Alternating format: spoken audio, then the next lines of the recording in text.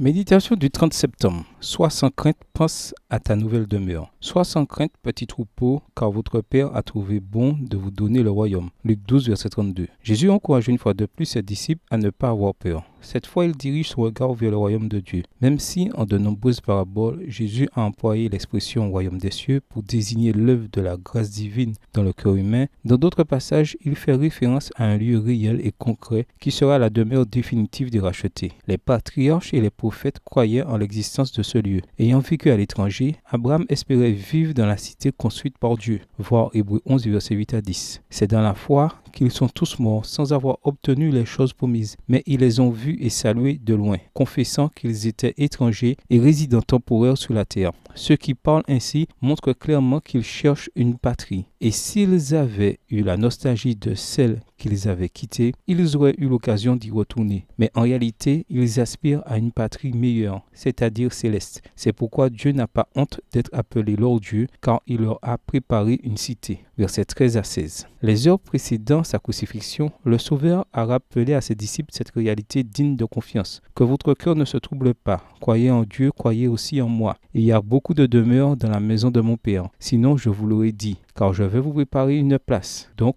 si je m'en vais et vous prépare une place, je reviendrai et je vous prendrai avec moi, afin que là où je suis, vous y soyez aussi. Jean 14, versets 1 à 3. La Bible assure que les justes posséderont le pays et ils y demeureront à jamais. Somme 37, verset 29. Par l'intermédiaire du prophète Ésaïe, le Seigneur déclare « Et mon peuple habitera une demeure de paix et des habitations sûres et des lieux de repos tranquilles. » Ésaïe 32, verset 18, version Darby. On n'entendra plus parler de violence dans ton pays, ni de ravages ou de désastres dans ton territoire. Ésaïe 60, verset 18, Nouvelle Bible seconde. Voulez-vous en savoir plus? Lisez la description des demeures éternelles dans Apocalypse 21 et 22. Le royaume de Dieu ne doit pas être vu comme un lieu indéfini et confus où des esprits intangibles se déplacent de ci, de là. Il doit plutôt être compris comme un lieu réel où les rachetés se consacreront aux occupations et aux plaisirs qui, au début, apportaient le bonheur à Adam et Ève.